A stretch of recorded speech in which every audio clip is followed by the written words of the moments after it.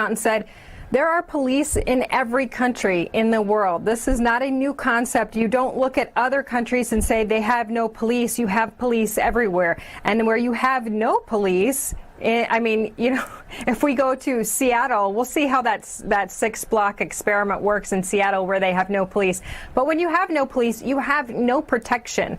And so really what happened with Jesse, obviously, the police officer went too far. That is when you need to take that and you need to reprimand that person. And our police are held to standards. And we heard with Sheriff Lott earlier, these police, if they do something wrong, there is a standard they're held to. And if it's criminal, they're prosecuted just like any other criminal in the world. So this is not something that doesn't happen. But we appreciate you being here today on The Invisible Enemy. We'll be back next weekend. Don't miss it. We always have something good for you here on America's Voice News. Thank you for watching today.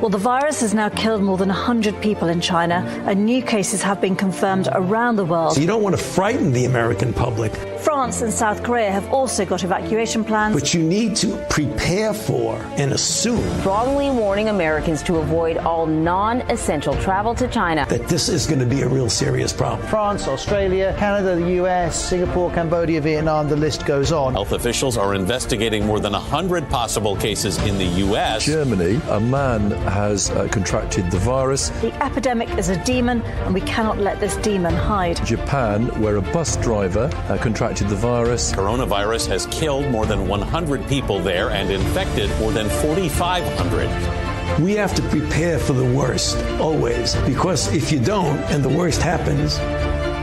War Room Pandemic. Here's your host, Stephen K. Bannon. Welcome, live from Capitol Hill. It is War Room Pandemic. It is Saturday, the 13th of June, the year of our Lord, 2020. On the John Fredericks Radio Network, also FM 99.1, 103.9 in Chicago. America's Voice.news, the streaming platform of the Trump Revolution. I want to thank the folks out in Colorado for their help in co-producing the show today. Also, Newsmax TV, get to see it later in the night. And on the weekends, multiple showings of War Room Pandemic. Almost 10 million downloads on the podcast, and we're ubiquitous everywhere. Hashtag War Room Pandemic wants you part of the community today. Responding, we got two specials. The first is the Cultural Revolution. The second is the Firewall. We've got virtually an all-Chinese cast for this, Chinese nationals. But this is all about censorship. It's really about the suppression of free speech and the suppression of thought control. That's what we want to go back. We were the first. I think Drudge had a link this week, Raheem and Jack and Greg. And by the way, I want to say I'm glad to be back physically in the war room. I've been at sea for about 10 days. A couple of things have changed. Number one, I got Raheem's nice chair instead of the little crummy one. I noticed from Raheem's hair, the nice chair goes. So now I've got dibs on the nice chair. Raheem's in the little crummy chair that I've been sitting on for 6 months. We'll see about it. I'm a team player.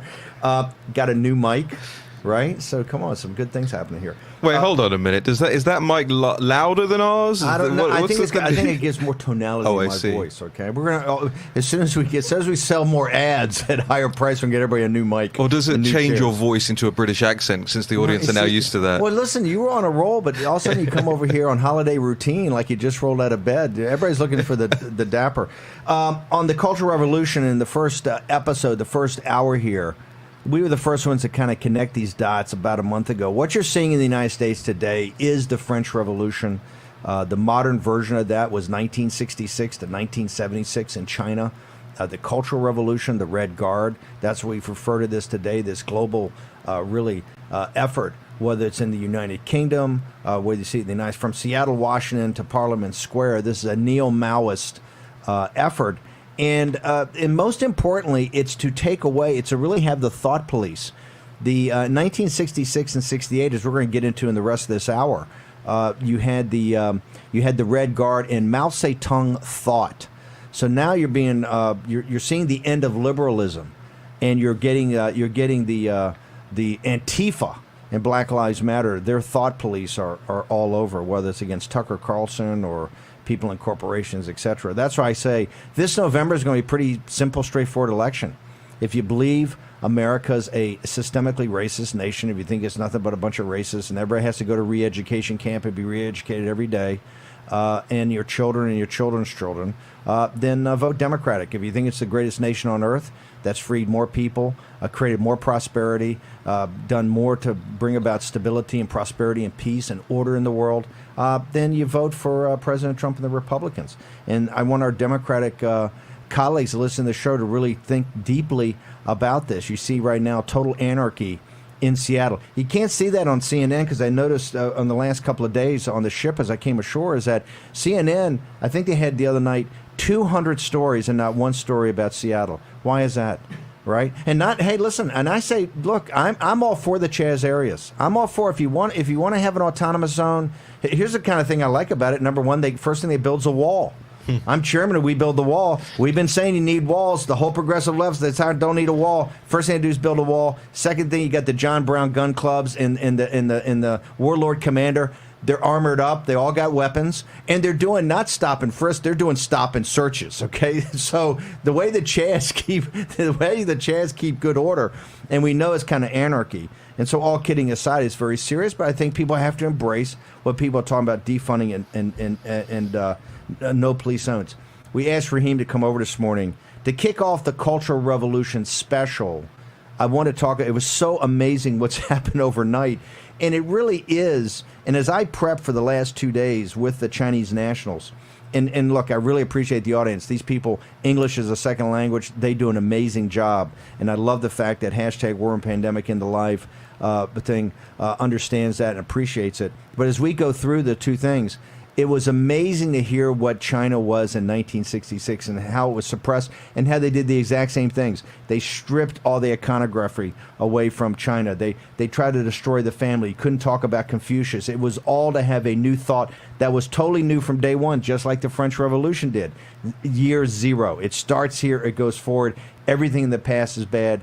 In the United Kingdom, what has outraged me more than anything is that Winston Churchill, Gandhi, and Abraham Lincoln have been, let's call it what it is, desecrated. This is not vandalism. They've been desecrated. These are three of the great heroes against fascism, against slavery, and for nonviolent protests. Raheem? Yeah, that's right. And you know, there are memes going around at the moment with the Winston Churchill statue completely covered up with a little speech bubble coming out of it. Says, "I can't breathe." You know, this is the suffocation, wow. The suffocation of freedom, the suffocation of history, the suffocation of reality that we're seeing taking place, and it has great ramifications for every Western civilization out there that has been predicated on this for so very long.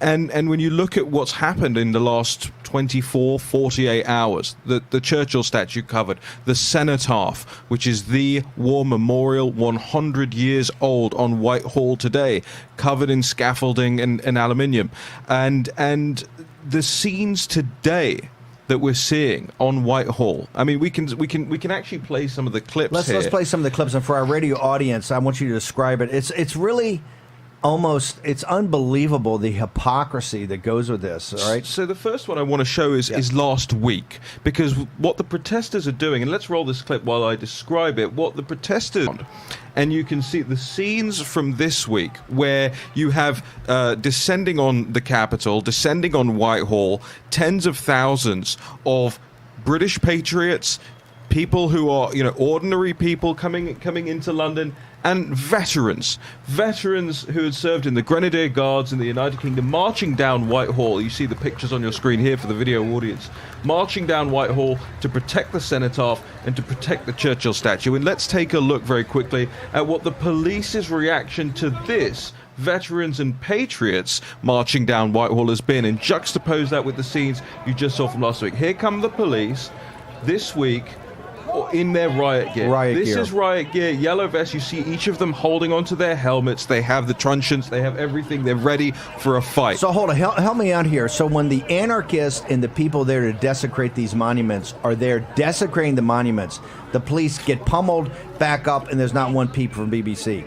But when patriots stand up for their culture and their society and civics, and they come up to defend, just do nothing more than defend these monuments, that's when the riot police come out to remove them. Is that what we're talking about? That's what we're talking about, and naturally what we've seen over the course of this morning, it's the afternoon now in the UK, is scuffles and fights with the police, because the patriots, the people protecting the statues, are seeing this as a provocation by police. We cannot blame this just on Sadiq Khan. This morning I was doing some calls, Raheem, after we decided to do this opening segment. Remember, what's happening in London and D.C. right now is exactly what happened in China back in the 1960s. This is a cultural revolution, okay? And that's why it's relevant today. Raheem, here's what's so stunning to me. We just can't blame this on Sadiq Khan. We know Sadiq Khan is a radical. We know you have fought with Sadiq Khan for many, many years. So in fact, I think at one time you were thinking of running against him for mayor. This has got to be at the doorstep of Boris Johnson. Why is it the retirees, the Grenadier Guards out there? Why is it not the Grenadier Guards? Why are we not defending the Lincoln, Gandhi, Churchill, and the Centrofov, which is really its power, it's its simplicity, and it's right in the middle of the street, right? And it's honored always. Why is Boris Johnson's, and I will say it right now, he's gutless. Okay, he is absolutely gutless to allow this to happen. Well, there is a cynical calculation that I'm hearing more about, political calculation I'm hearing more about in the background lately. In the last couple of days, people have said, well, actually, Boris Johnson's approval ratings, the Conservative Party's approval ratings, have gone back up as a result of this. As a result of seeing what the left is offering in exchange for a Boris Johnson and Conservative government, Boris Johnson may be making the political calculation that, hey, it's actually worthwhile allowing the left to show their true colors to the public, especially when you consider that he's lost some ground to the opposition leader Keir Starmer in recent weeks based on his coronavirus response. I'm all for, and that's why I say this November is going to be the signal from the noise. It will not be any clearer. All the media is talking about we're having a moment of clarity. We are having a moment of clarity, and that's what you have to embrace. This is not managed decline. This is decline. This is when the bottom falls out, when you go to the civic society. I'm all for that, but you have to defend. You can't allow those monuments. There's a way to do that and to show basically middle-class people and working-class people, hey, these other guys are crazy. I think if cynicism's the price of higher poll numbers, then it's not worth it. You have to stand for something. Right. No, I completely agree. I mean, I'm not in support of the politicking around this, but that's what would you do if you were Dominic Cummings? Do you think Dominic Cummings, I think, is a pretty savvy guy? Do you think this is his advice to Boris Johnson? No, I don't think so. I think Dominic Cummings has been sidelined in recent weeks ever since his. Do you think so? Because of the thing of the pandemic. Because of his. You're telling me what you're seeing now is Boris Johnson. With no Dominic Cummings. Boris Johnson, and that's why Boris Johnson qua Carrie Simmons, his fiancée, who is more sort of liberal, left-leaning, and thinks that this is perfectly fine. Remember, what we'll see in the newspapers tomorrow in the United Kingdom on the front pages, mark my words, are scenes of some tattooed skinhead punching a helmeted policeman in the face, and it'll say far-right thugs. Churchill Society condemns them, but we didn't see that last week. We didn't see anything close, and we didn't, by the way, see anything close to the to defense of statues like that of Robert Baden-Powell. And if I may go into this for just a second, it is so imperative that we understand history on this, because the statue of Robert Baden-Powell, the founder of the Scouts, this was somebody who served in West Africa for Great Britain, fighting the local tribal leaders who were responsible for the massive parts of the African slave trade. Baden-Powell, I went back. Nobody has done this. I went back and looked at his essay from 1896 called The Downfall of Prempeh. This was the African leader, Prempeh. And he writes in the book, we may look on the following as the main reasons and objects for the expedition. There's the British expedition to West Africa. And the first thing he says is to put an end to human sacrifice, to put an end to slave trading and raiding. To put an end to human sacrifice and to put an end to slave trade. And they want to take his monument down. And they did it, by the way. By 1902, they had ended that. After the British, obviously, and Wilberforce and all of that, it took decades and decades, almost 100 years, but they ended it. Human sacrifice and slavery. And back then, I hate to say, it was Prempeh and the Ashanti leaders in West Africa who were wearing the famous kente cloth. We're going to get into more of that next week, but the kente cloth. President Trump is at West Point today. It's the 10th anniversary of my daughter's graduation from the United States Military Academy at West Point. And if you had told me 10 years from when we were so thrilled to have her graduate West Point that there'd be a letter circulating among West Point graduates to basically turn their back on President Trump, it would be shocking. Absolutely stunning. We're going to get more to that. I want to thank Raheem for dropping in this morning. We're going to get now back. We're going to start with the Cultural Revolution, and we return with Chinese nationals. Hear their voices about what censorship really means in a brutal totalitarian dictatorship. War and Pandemic will be back in a moment.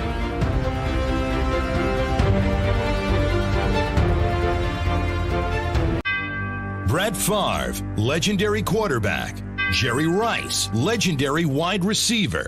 You ready for your weekly meeting? Yeah, we're ready. Let's do this. Let's stack the deck.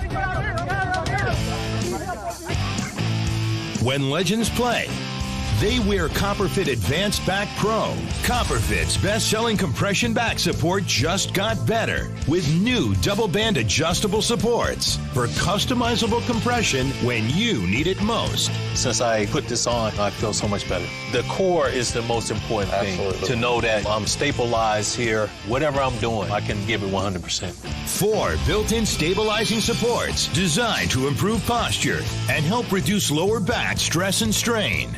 You have back pain, and it's affecting your everyday life. You do something.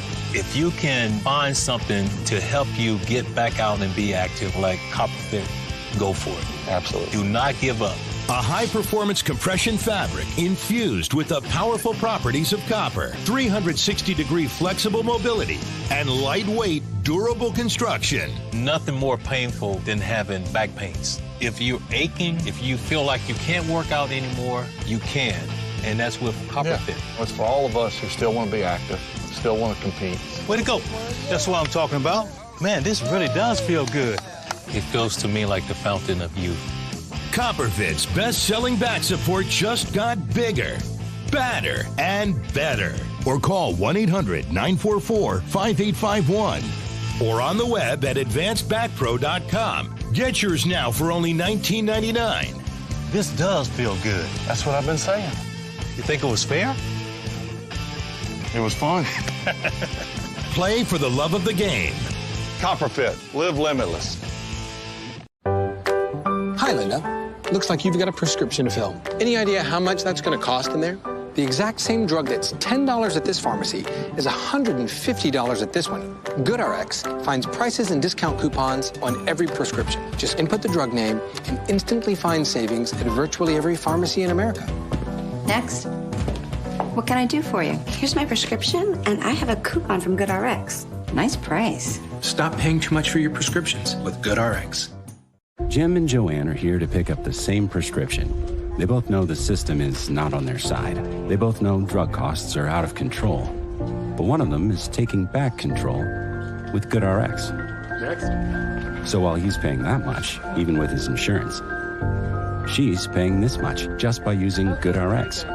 Use GoodRx to compare prices at pharmacies in your area and stop paying too much for your prescriptions.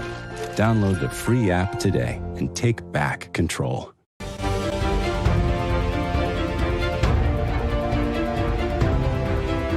War Room with Stephen K. Bannon. Here's your host, Stephen K. Bannon.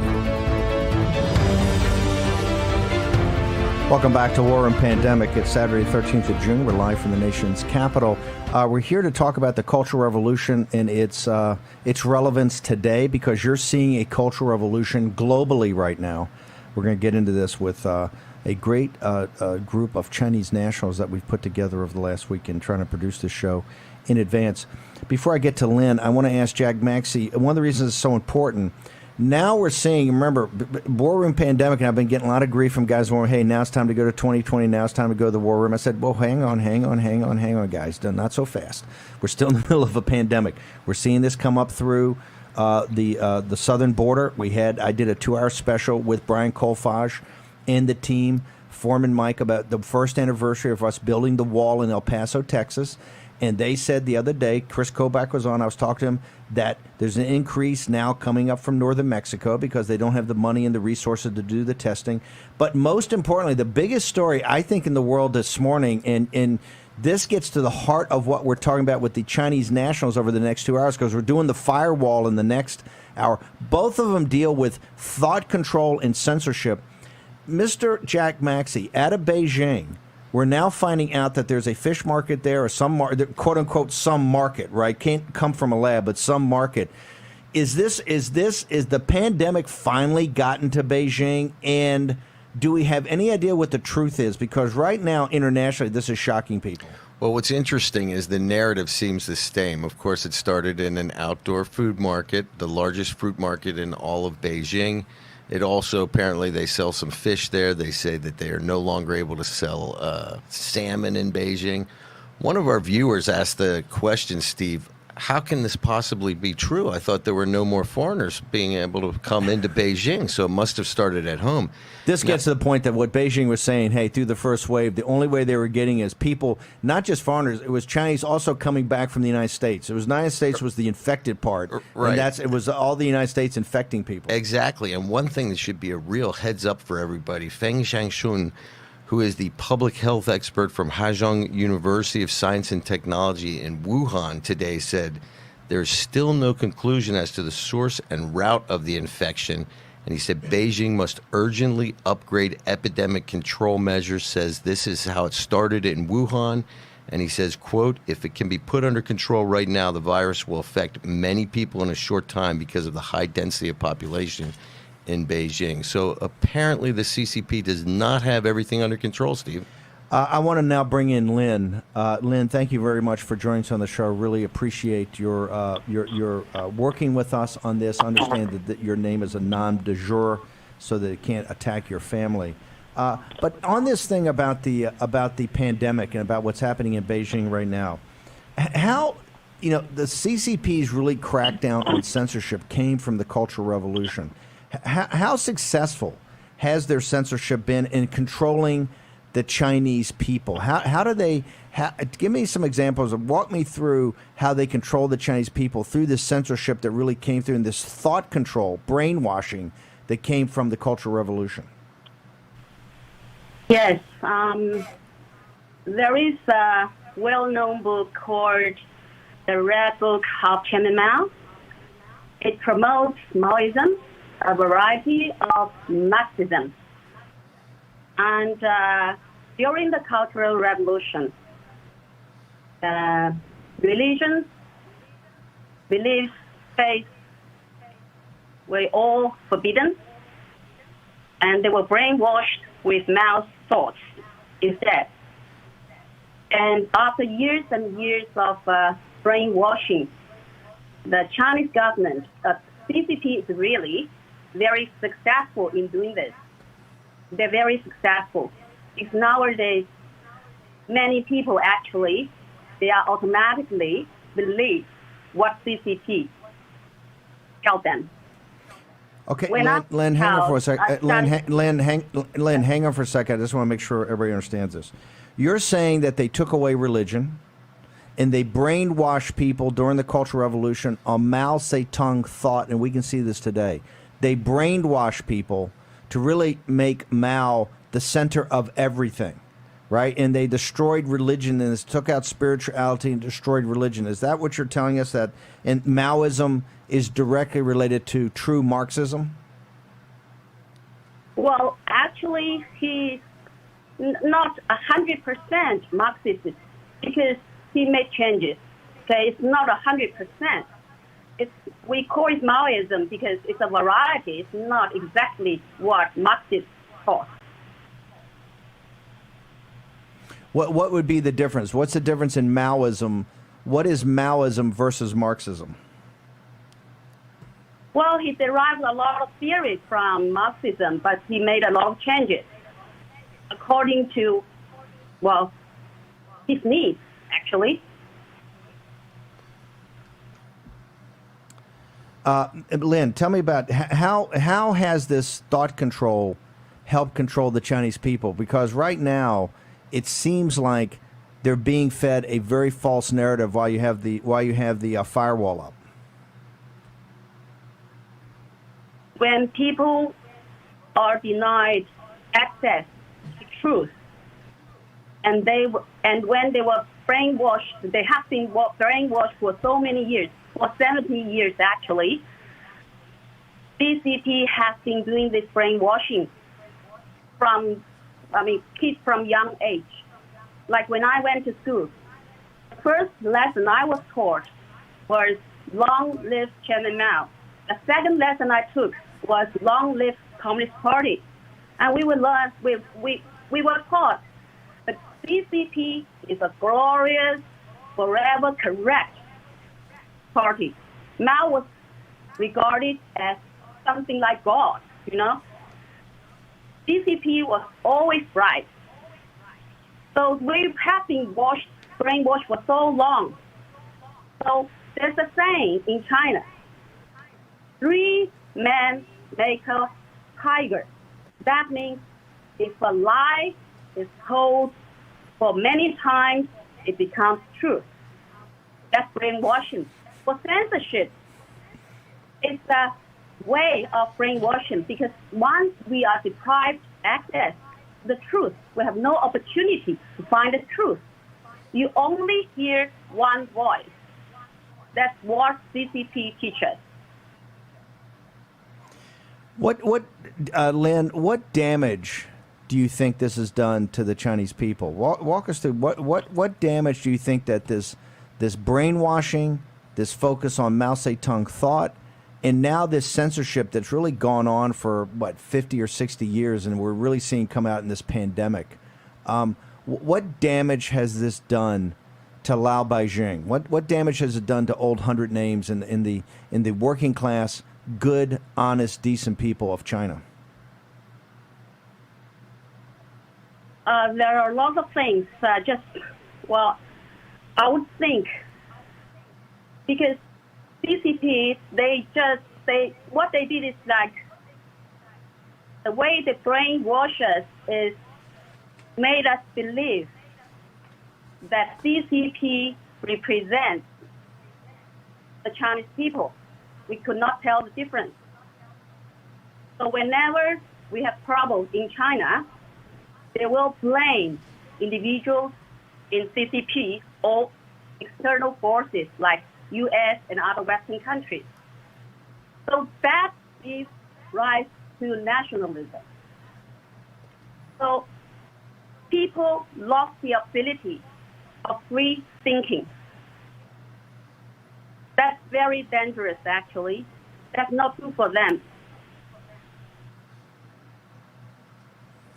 Now, how do you think, when you look at what's happening through the rest of the world right now, and you see all these revolts everywhere from London to Washington, D.C., Seattle, Washington, you've seen this going all over, but you see people in Hong Kong fighting for freedom of expression.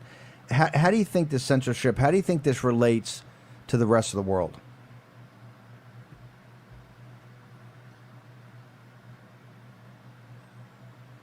Well, for Hong Kong, because of censorship, Chinese people, they do not know the truth about what's going on in Hong Kong. So they could hardly support Hong Kong people. Many of them, they cannot see the truth. So they're not able to do it. That's the problem. Whatever is happening in the world, I'm not very sure about what's going on in the rest of the world. I think I know much about what's going on in Hong Kong. more than I know the rest of the world, you know. So how do you relate this to Hong Kong? Hong Kong people are brave people. They know exactly what democracy about. They know exactly what is good for the people. But because of censorship, Chinese people, they do not understand what is democracy. They do not understand they've got their birthright of freedom of speech, freedom of religion. They do not understand that. So censorship, I would say,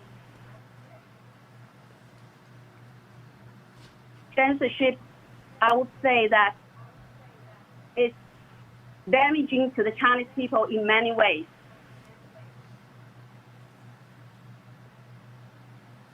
Okay, Lynn. Well, look, thank you very much for joining us. We appreciate that. We're going to come back in a second. But, here's the thing, is that when you have this total censorship, and you have the firewall, and you have a mentality, Jack, where you've been brainwashed, right? And now you've got another outbreak of this, which I still think we're going to find out that this thing never left China at all. It's been all over China. And the reason that they can't hide it is because the media happens to be in Beijing. Okay, short commercial break. We'll return with with Cultural Revolution on War Room Pandemic in just a moment.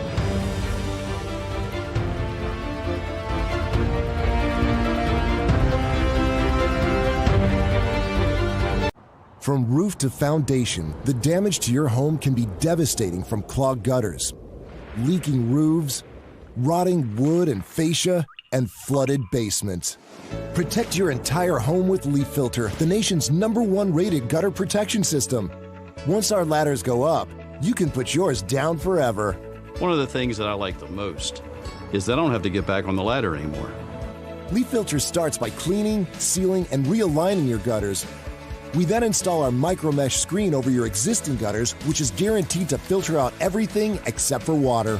Trying other products is what made us finally go to Leaf Filter. And Leaf Filter's lifetime transferable warranty makes it an extraordinary value. Leaf Filter is going to make my home more valuable, especially when I go to sell it. Call 833-LEAF-FILTER or go to getleaffilter.com for your free gutter inspection and estimate. Call or log on today and save 15%. At Leaf Filter, we're on a never-ending journey to end gutter cleaning forever. Whoa! Way too dangerous, Bill. Say goodbye to that ladder. Way too clogged, Melissa. Those black gutters are causing serious damage to your home. Look at these cracks in your foundation.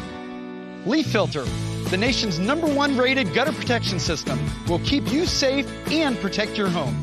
Leaf Filter's stainless micromesh screen fits over your existing gutters and is guaranteed to filter out everything except for water. No more leaves or debris in your gutters for the life of your home. Schedule your free gutter inspection and estimate, just like Paul. With Leaf Filter's lifetime warranty, we guarantee you'll never have to clean those nasty gutters again. Everybody okay with that? I should. Call 833-LEAF-FILTER or go to getleaffilter.com for your free gutter inspection and estimate.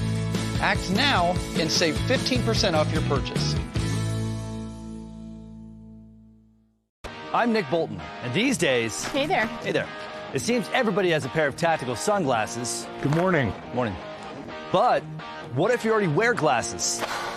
Then you need these flip-up tack glasses. These new glasses fit right over your existing eyewear to give you all the benefits of our tack glasses while you comfortably wear your regular glasses. Plus, like all tack glasses, flip-up tack glasses feature Bell & Howell light filtering technology that makes invisible objects suddenly become visible.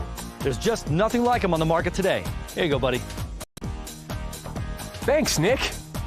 Act now to get your flip-up tack glasses for just $19.99, and we'll even ship them to you free. But wait, order today and you can get a second pair. Just pay a separate fee. Here's how to order. Call 1-800-284-4127 or go to flipupglasses.com. That's 1-800-284-4127 or order online at flipupglasses.com.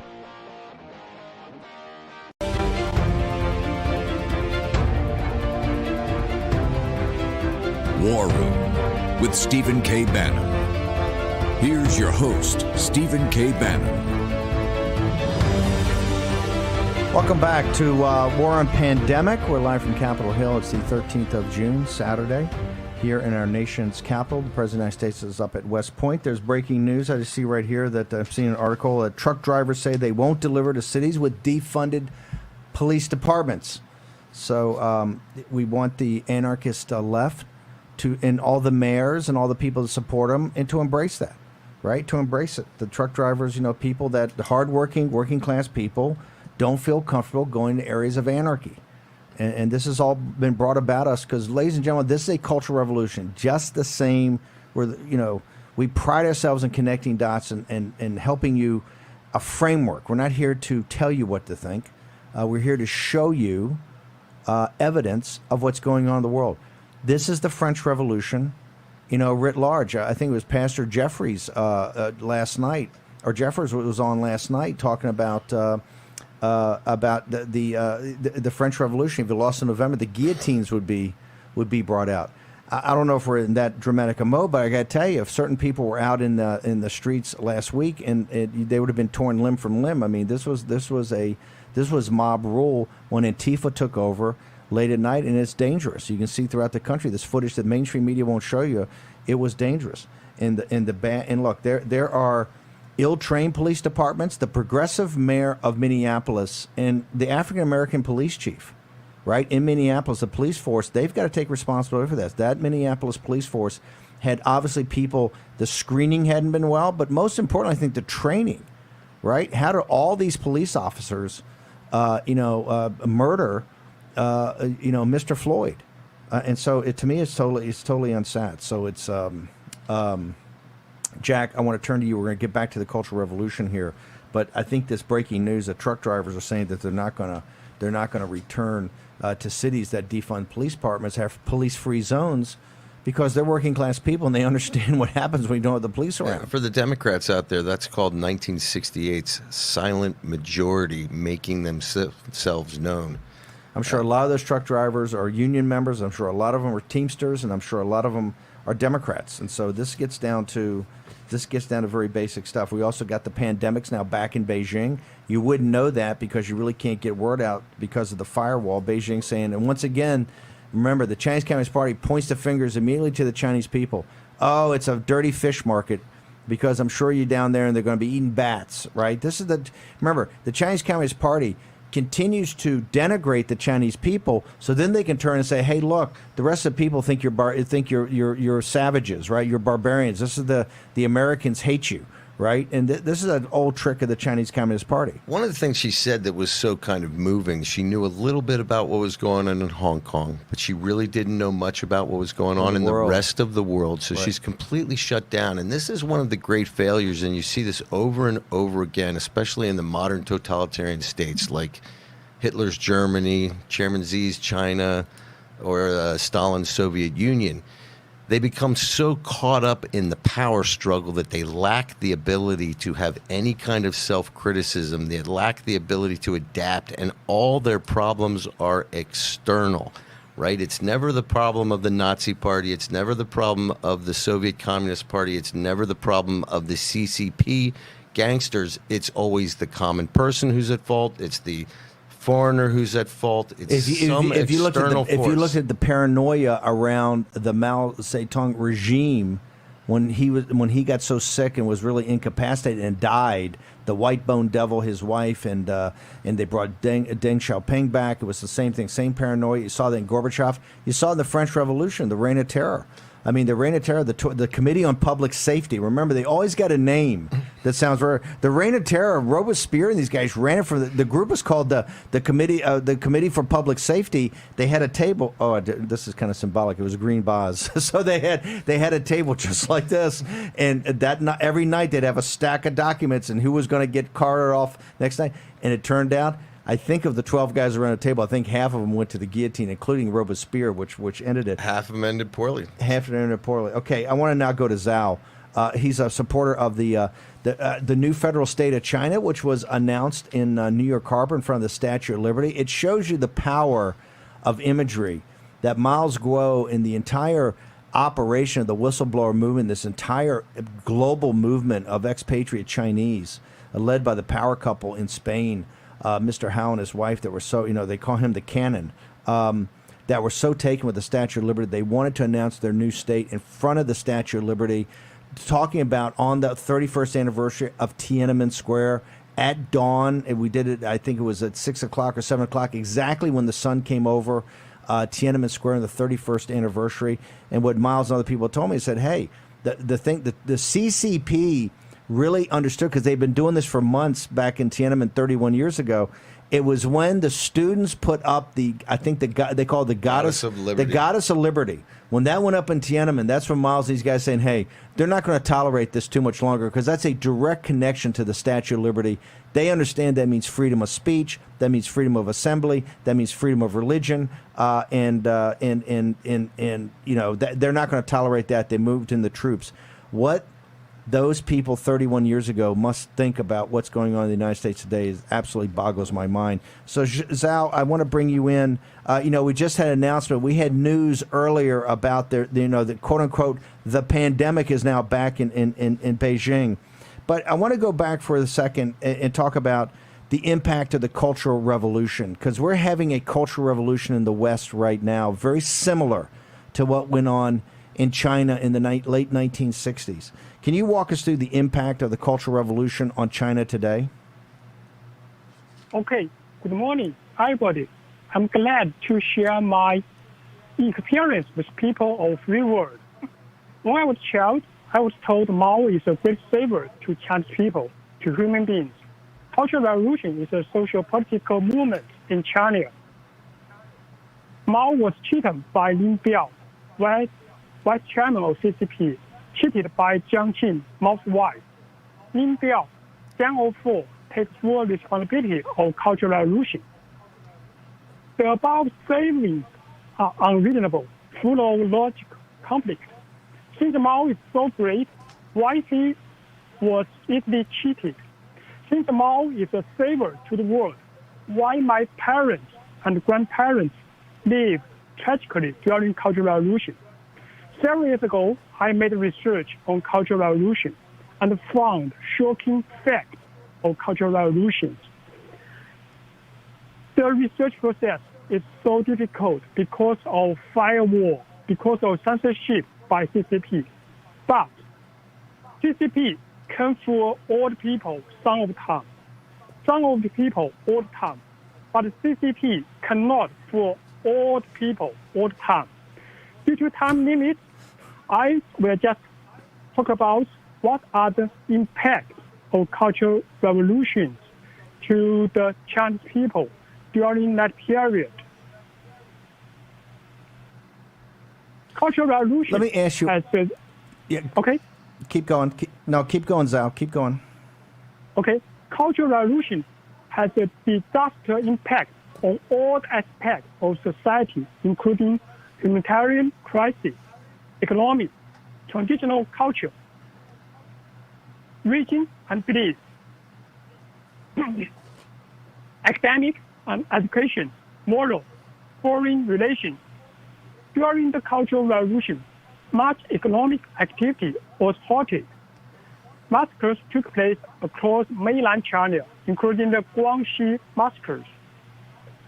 In the Mongolian Eastern, the Guangdong massacres, the Yunnan massacres, the Hunan massacres. Violent struggle frequently took place. Mao created and utilized chaos and disorder to seize power, to allocate power. Cultural revolution is just the same old roles by CCP and Mao.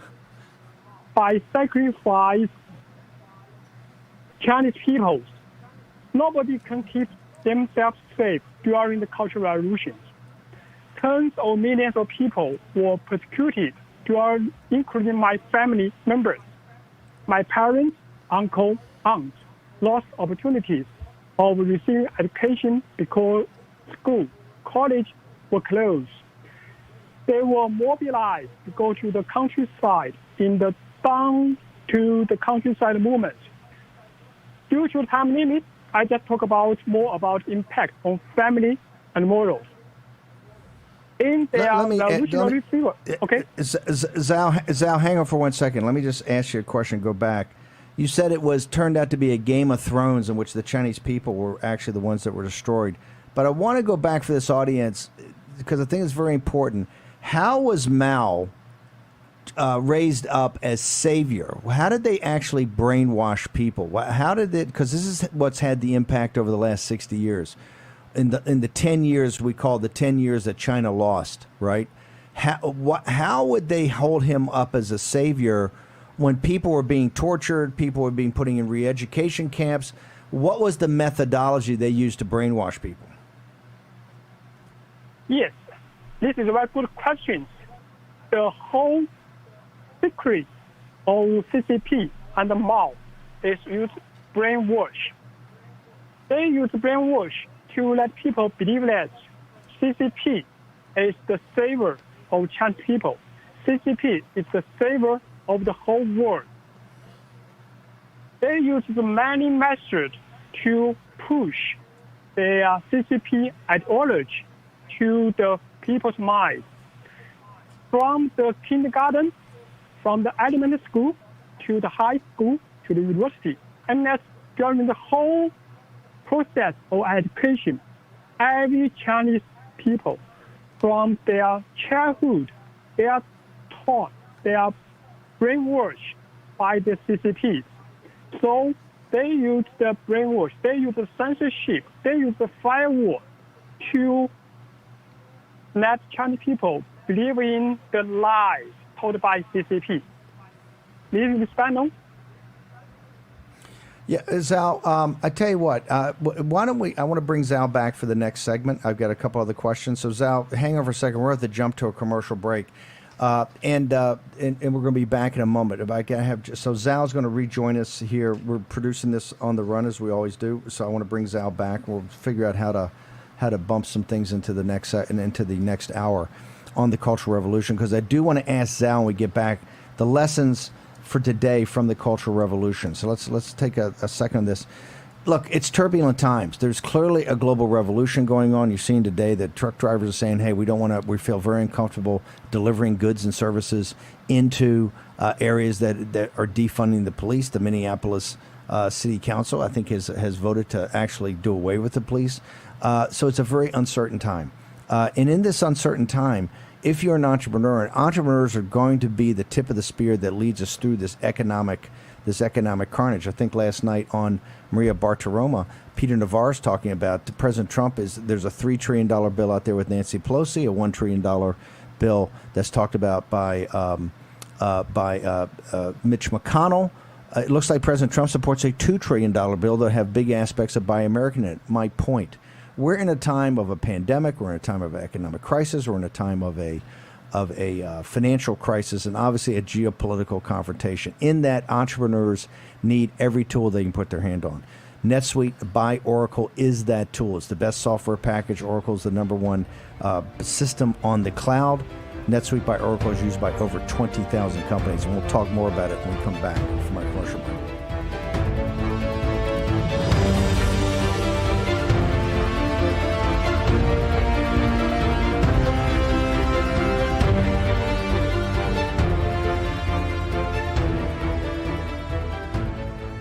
The hottest new razor is taking the men's grooming world by storm.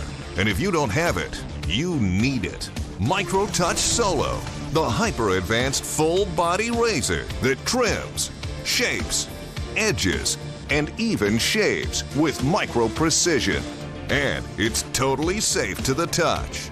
Go solo for full body control with one tool. No nicks, bumps, or ingrown hairs. Edge beards and goatees with one touch. Clean your neck, barber shop perfect. And check this out.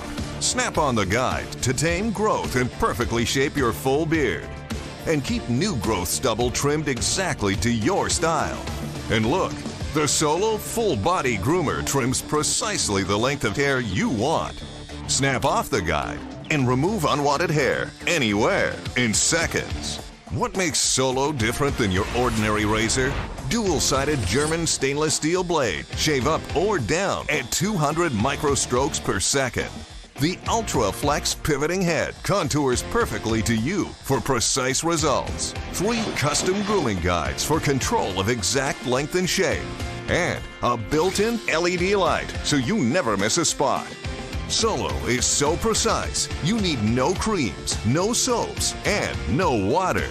Ditch the old man clippers and toss the scissors. You've got to go solo. Call 1-800-709-9777 or go online at microtouchsolo.com and get yours now for only $19.99. Complete with German stainless steel blade, pivoting head, built-in spotlight, and 3 custom grooming guides. Everything you see here for just $19.99. The all-new MicroTouch Solo Full Body Groomer. The one tool that does it all. From roof to foundation, the damage to your home can be devastating from clogged gutters, leaking roofs, rotting wood and fascia, and flooded basements. Protect your entire home with Leaf Filter, the nation's #1 rated gutter protection system. Once our ladders go up, you can put yours down forever. One of the things that I like the most is that I don't have to get back on the ladder anymore. Leaf Filter starts by cleaning, sealing, and realigning your gutters. We then install our micro mesh screen over your existing gutters, which is guaranteed to filter out everything except for water. Trying other products is what made us finally go to Leaf Filter. And Leaf Filter's lifetime transferable warranty makes it an extraordinary value. Leaf Filter is going to make my home more valuable, especially when I go to sell it. Call 833-LEAF-FILTER or go to getleaffilter.com for your free gutter inspection and estimate. Call or log on today and save 15%.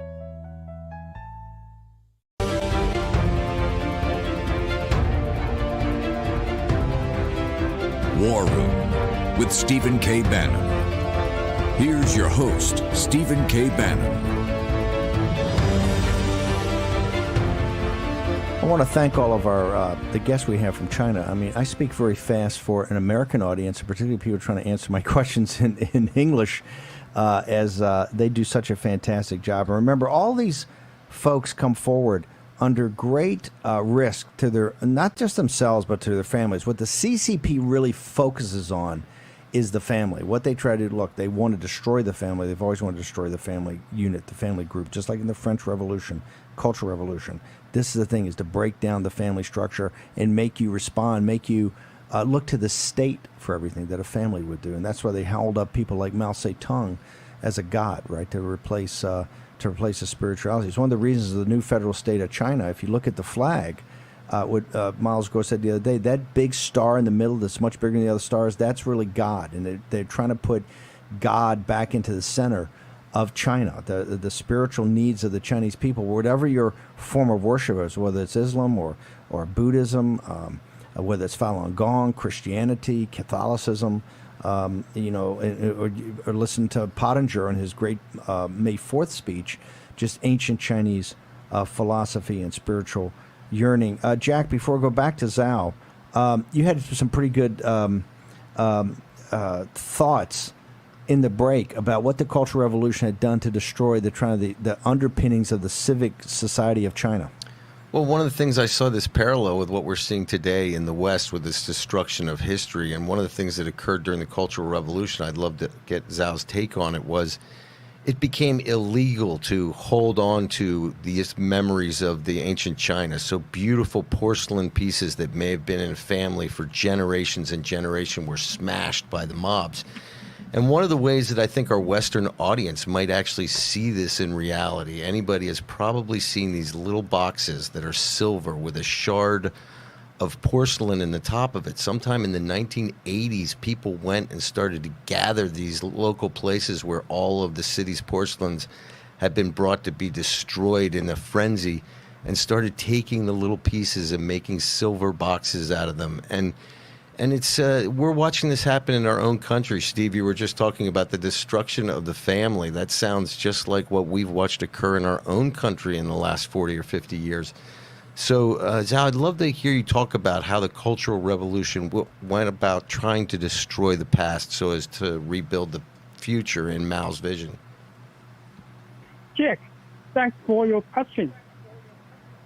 Cultural Revolution destroyed the family and the morals. children are encouraged by Chairman Mao to denounce and torture their parents to show their loyalty to the Chairman Mao. Many died through their ill treatment or committed suicide. In order to enhance the bondage faith to the Mao encouraged family members to expose each other about the loyalty degree to Mao. Dear audience, you may not believe in my description of Cultural Revolution because it's too crazy, but you may verify it. Any doubt, criticism, or open debate are welcome. History Museum of Cultural Revolution need to be built in order to let young generation know the facts during the shocking period in human history and to avoid disaster made by CCP happening again. Jack. I want to say, Zhao, that is, I think, the coolest idea we've ever had pitched on WarRoom. And I want to say, from the WarRoom family, we will, you got to start, we will put the first $10,000 up for the Museum for the Cultural Revolution for the Chinese people. I think that is an amazing idea. I'm kind of upset, Zhao, that I didn't think of it, right? It's such a good idea, I'm going to steal it. So, no. Last question, Zhao, and boy, that is a powerful idea. It really is. Zhao, you are amazing. Everybody that comes on this show, I want to tell Zach and everybody, that Lynn, everybody comes on. When you guys do this, incredible. That is a breathtakingly smart idea, and we're going to help you run with it, because the Chinese people need, if the CCP is so wonderful, if the CCP, because, you know, it's crickets when you talk about Tiananmen. This is the reason Miles Guo and the team at the New Federal State and the whistleblower movement and all these affiliated groups decided to, in New York Harbor in front of the Statue of Liberty at 7 o'clock at night, specifically, I think 7:37 is exactly when the sun came up over Tiananmen in Beijing, and the reason is they will not talk about Tiananmen. The families that lost the kids, and they were mainly college students, right, and high school students, the people who lost the kids in Tiananmen Square, and if you hear of some of these veterans saying there were hundreds of thousands, not tens of thousands, that they can't even go and lay a flower down in commemoration of their children that were murdered by the PLA in that square, and that's why they did it. So, Zhao, what an amazing idea! We are the first we're the first contributors to your idea of a museum for the Cultural Revolution. You know, Xi and Wang Xishan ought to be all over this. They ought to welcome this. That yes, we have the thing of the Cultural Revolution and everything that came from that. Zhao, want to thank you very much. Fantastic. I had other questions, but we're going to get to you. We'll get to you on another time. It was just absolutely fantastic. Your report and your idea, Zhao, is going to be one that we run with. Zhao's idea of a museum for the enlightenment of the Chinese people and the world, because there are lessons that happen. This is why we're doing this show. We're going to get to the firewall next.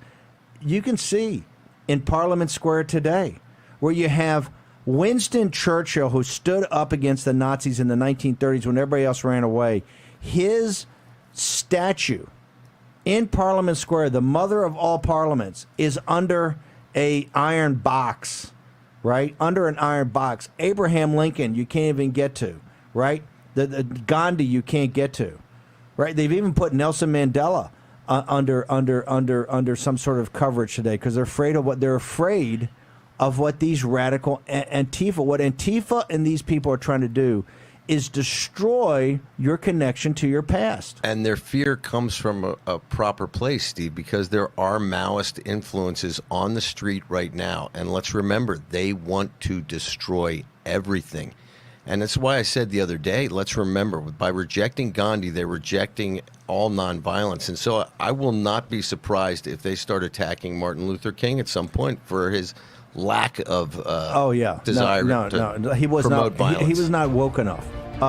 This book we're going to put up on the site. It's a good primer for West to understand the Cultural Revolution, how horrible it was, and why it's meaningful in your life today. Okay, we're going to turn in a moment. The Great Firewall next on WarRoom Pandemic. Hello, I'm Mike Lindell, inventor of MyPillow. Just like you, I had problems sleeping. I tried every pillow out there and nothing worked. 15 years ago, I invented my pillow. It took me 2 years to develop because I wanted to have everything you would ever want in a pillow. I made sure.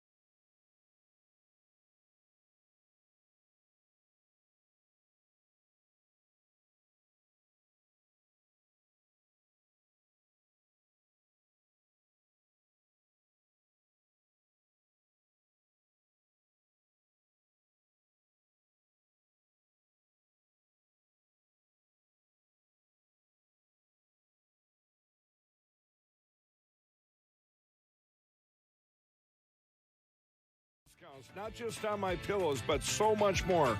For example, you get body pillows regular $89.99, now only $29.99, or My Pillow dog beds for as low as $19.99 with your promo code. For the best night's sleep in the whole wide world, visit mypillow.com.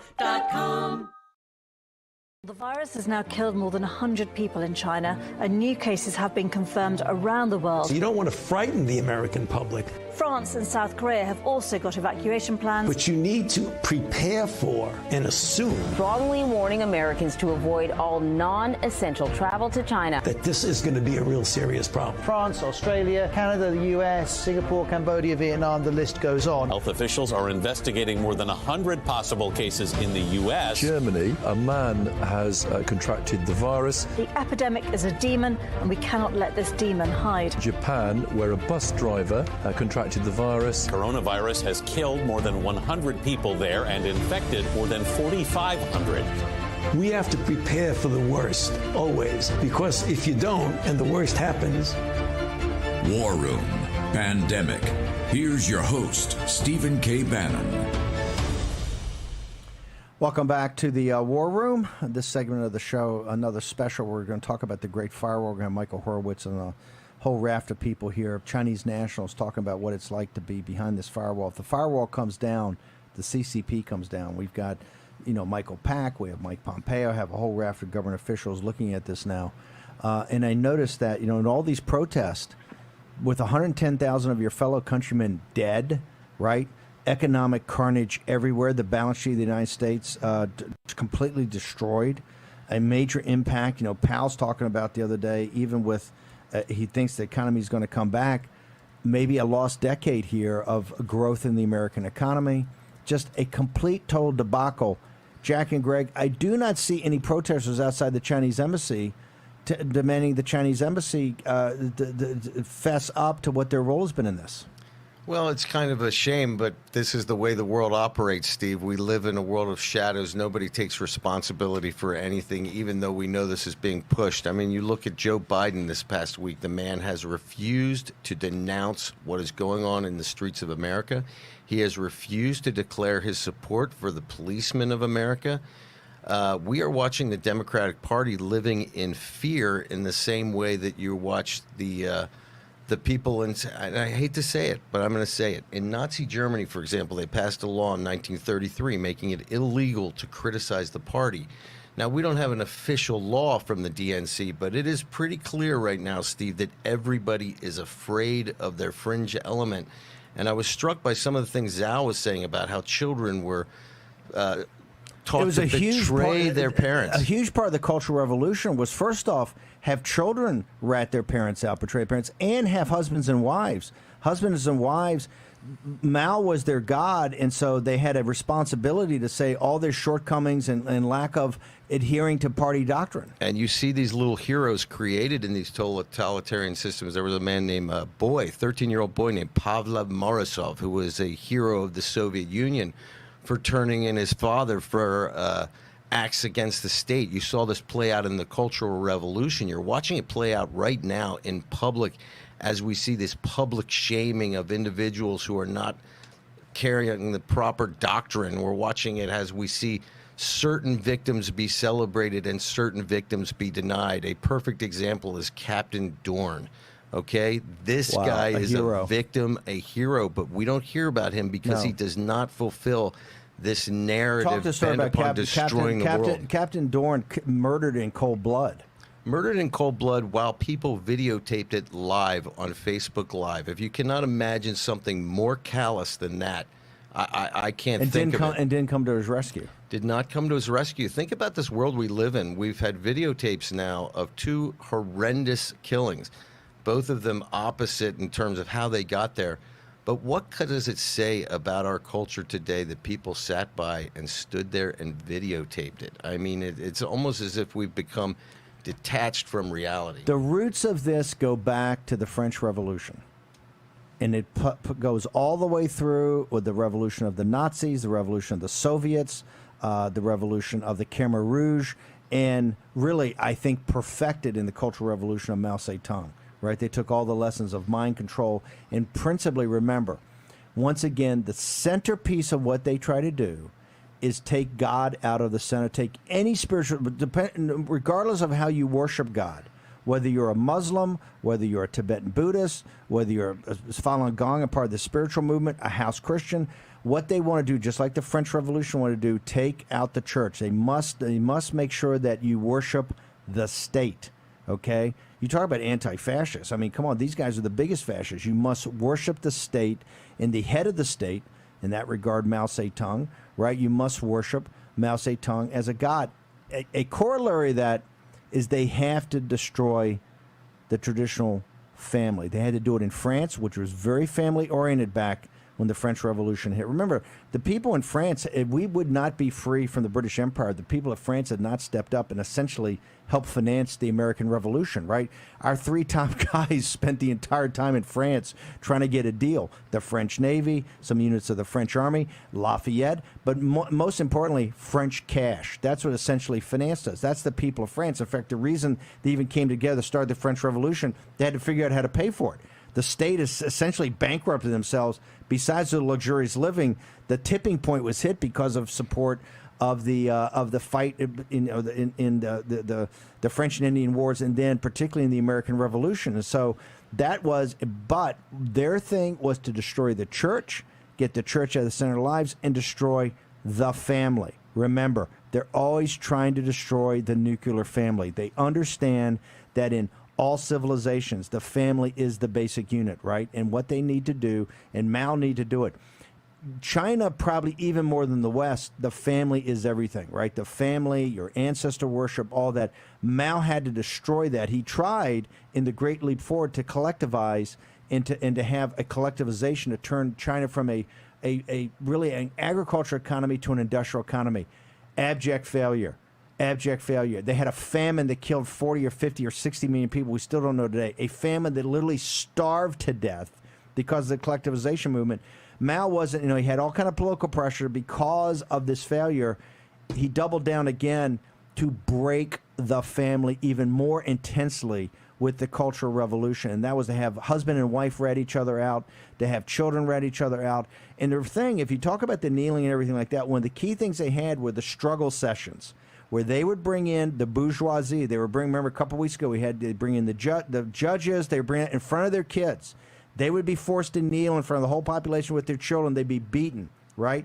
And they had to confess to all their sins, which was basically to stand up for the existing order, right? And they were wrong, beaten. Remember, I had the story about the judge. The wife committed suicide. The suicide rates were so high, and that's what they wanted. They wanted people to kill themselves. In fact, Mao apparently talked to this during the Cultural Revolution when he says, listen, we don't want the people to see us killing them. But if they commit suicide, hey, that's a bonus. Devils. The CCP is purely satanic. They are a group of criminals, satanic criminals. That is the Chinese Communist Party. That what they have wrought on the Chinese people is unacceptable. In the way that Wall Street finances it, and corporate America finances it, and guess what they finance it with? Your money. I want you to embrace one thing, and you must embrace this. All of this is happening with your money, and that means to me you condone it. Until we stand up and say no more. We're not having our pension funds, we're not going to have our savings account, we're not going to have our insurance policies perpetuate what's going on in China, because that's what we're doing now. Because wages are cheaper and margins are higher, because the Chinese people are still slaves. Okay? That's what's not acceptable. In the United States, you're a tax dollar. Do you think the Chaz, do you think these autonomous zones in Seattle are going to be able to pay for themselves? Do you think when the tax base of these cities, which is the sales tax, collapses, you know where they're going to be coming to? They're going to be coming to you. They're going to be coming to you to increase your taxes to pay for this. So if you've got a belly full of it, let's talk about Floyd. We're going to get to Lynn in a second. I realize I'm kind of on one of my rants. But I want to go back to Mr. Floyd. Mr. Floyd was murdered in cold blood by a former police officer, at the time a police officer in Minneapolis. That'll be adjudicated in court in the rule of law, okay? And the other 3 police officers. He was murdered in cold blood. It's pretty obvious what happened. But however, look at his life. Number one, he had, and nobody talks about it, Mr. Floyd had CCP virus. Think about what that was doing to his lungs and doing to him. This is a horrific disease. I hear it every night on CNN, but I never hear it Sanjay Gupta or Dr. Fauci on there telling me about poor Mr. Floyd who had COVID and what treatment was he getting from the CCP, a CCP virus from central China because of the CCP out of one of their labs and then lied about. And the people of Hubei province and Wuhan province all had to suffer. And now the people in Beijing are having to suffer because of the Chinese Communist Party. Mr. Floyd had COVID virus. Don't hear about that. Number 2, Mr. Floyd had fentanyl in his system.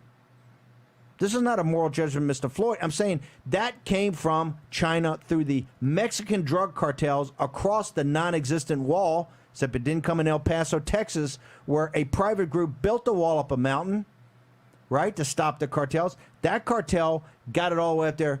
And Mr. Floyd had the opium, he had the fentanyl from China. First off, he didn't have access to a good high-paying job. Guess why? All the good high-paying jobs have been shipped by Wall Street and corporate America. Guess where? For the slave labor of China and the suppression of the Chinese people with the party of Davos's in Wall Street and the city of London and corporate America's partner in Beijing. Right? Mr. Floyd didn't have a great job. The last part, he's I don't know if he was doing it or not, but they were called because there was something about a counterfeit 20. We know the CCP, they're caught in January with $900,000 of ones. Their focus is to destroy the U.S. dollar. They've got a crypto-backed yuan over there right now. They must get off of the dollar as a primary reserve currency. And one of the things they're trying to do is flood the world with trillions of dollars of counterfeit money. Mr. Floyd sitting there, he's got a 20. The reason the police were called is because of the counterfeit money. Guess where the counterfeit money's coming from, ladies and gentlemen? Where's the K file at CNN? Where's the K file? Hey, Zucker, note to Zucker. You know, and all your sanctimonious thing, where's your investigative group on the counterfeit money coming in from the CCP that Mr. Floyd had? Mr. Floyd's life, he was murdered by a white police officer. There is no doubt about that. A jury will do it. They're not going to get, I'm not in that. That'll be a jury of their peers. But his life was destroyed by the Chinese Communist Party. He was sick with a horrible plague of the COVID virus and of the plague of fentanyl. And when people start taking this fentanyl, the jobs are gone, and you're sitting there depressed, and you don't have a future. You're not going to have a career. That's what fentanyl, that's what the scourge of fentanyl. We lose tens of thousands of people every day, working class people that are now on this drug. And the CCP knows it. They work with the cartels to force it through here. They know what they're doing. And then you look at the counterfeit money and the jobs. Mr. Floyd's life was destroyed because what we've allowed the Chinese Communist Party to do on a global basis. That's what destroyed his life. It's not what murdered him. It's not what ended his life. But it made his life a lot of misery because of that. Can you imagine going around? You've got both the COVID-19 and you've got fentanyl. Well, just imagine the despair, Steve. You know, they talk about the Cultural Revolution stealing a decade or more of the Chinese people's existence. Letting the Chinese Communist Party into the World Trade Organization has essentially stolen 2 decades of opportunity from the deplorables of America.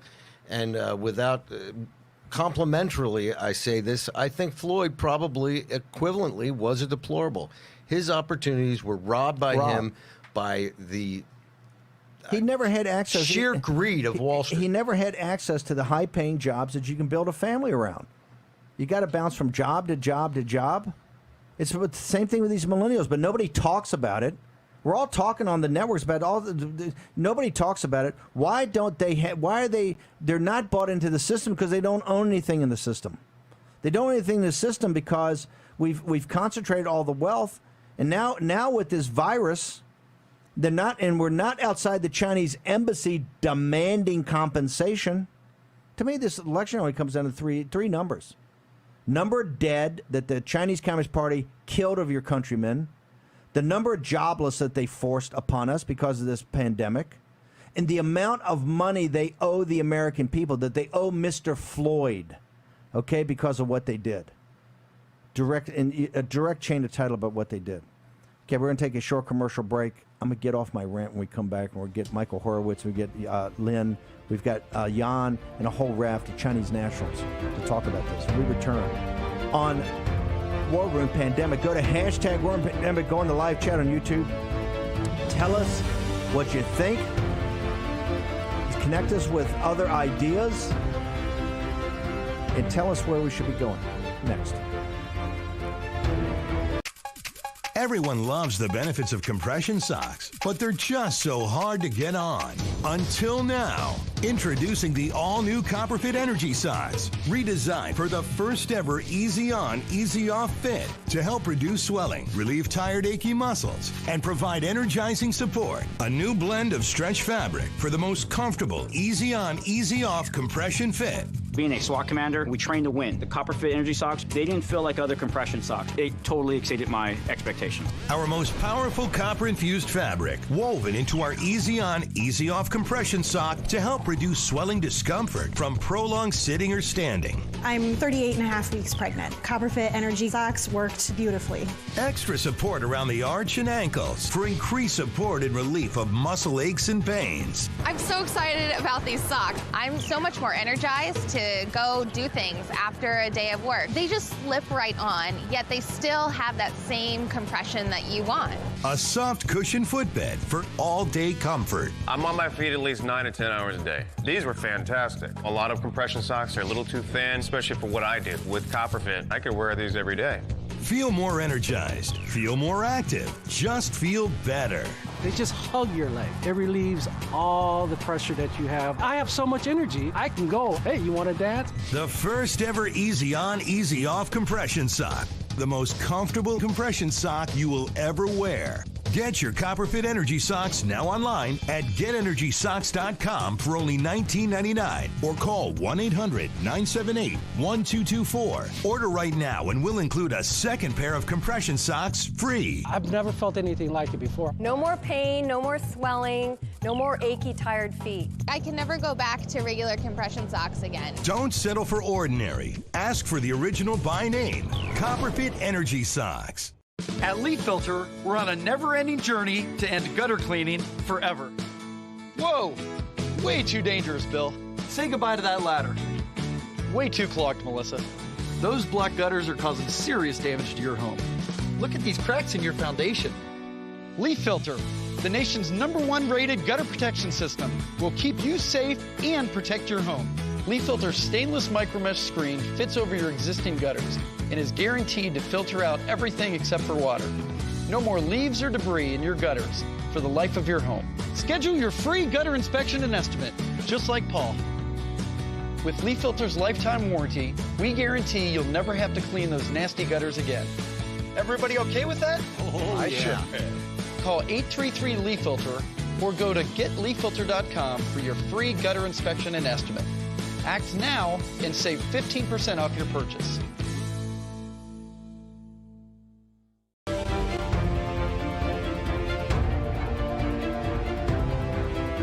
War Room with Stephen K. Bannon. Here's your host, Stephen K. Bannon. Welcome back to the War Room. Look, we're getting reports now from the hashtag War Room pandemic crowd, and I think some of the live chat on YouTube that may be putting an age restriction on a YouTube. We're going to be doing a special, not in the 2 hours we do every morning from 10 to noon, but we're going to be doing a special with Miles Guo this week about the Stanford study that came out yesterday or 2 days ago that talked about Twitter. And Twitter, Twitter basically having all these dummy accounts, these Wu Mao army attacking voices of free men and women, people in China or outside of China. They're trying to stand up to the Chinese Communist Party, and they cite Brother Miles Guo, I think 75 times in here. They're the one he most attacks because he's a truth teller in the whistleblower movement. That's Twitter. And YouTube is now going to put an age. Listen, here's the bottom line. I don't care what the corporate technology companies, we're coming for you. We're going to break you up so you can try to stop us. But we're going to do this, okay?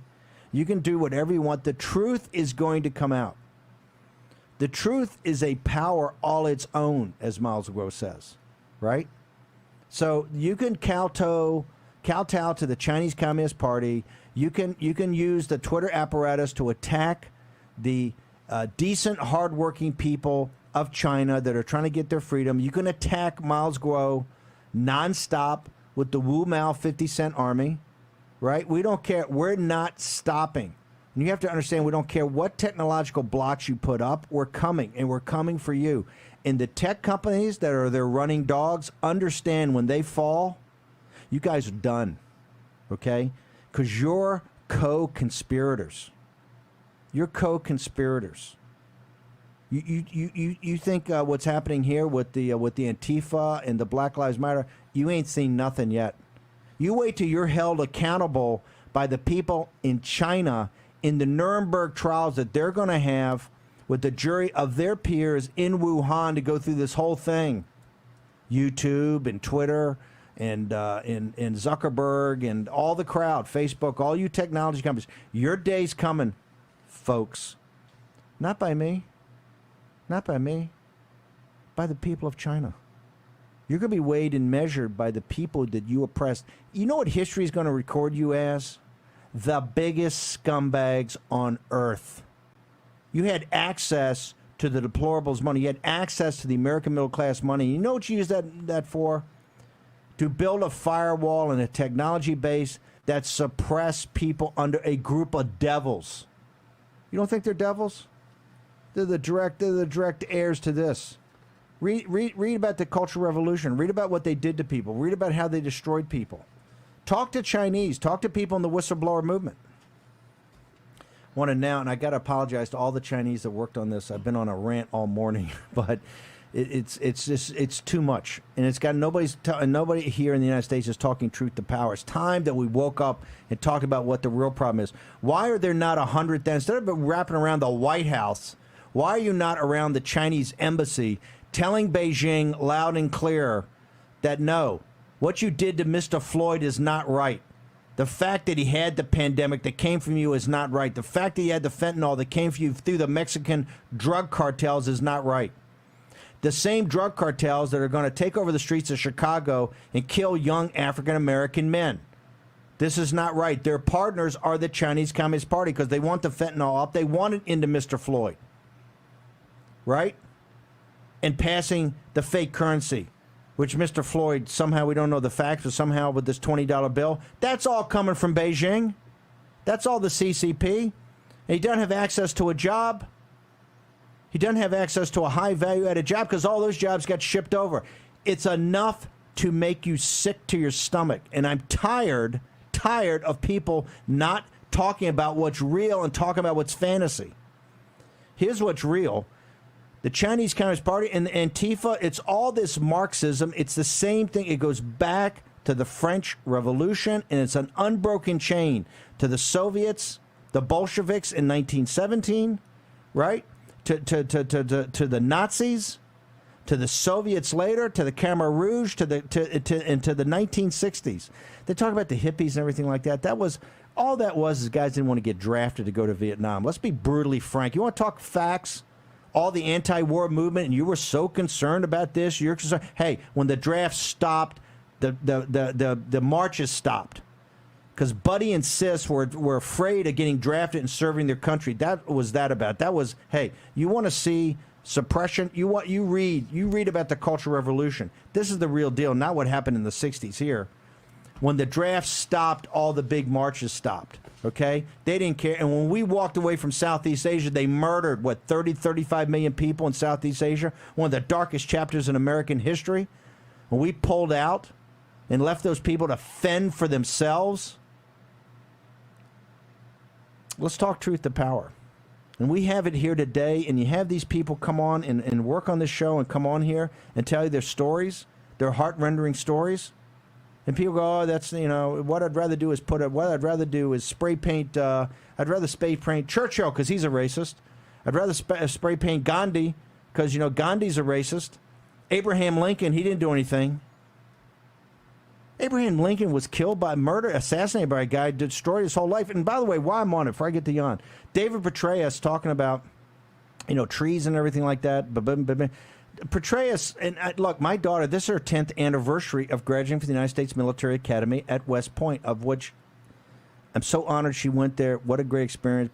Became an Army captain, served in Iraq. Fantastic. But Petraeus, when you're talking about this, you forget about the real treason was McClellan.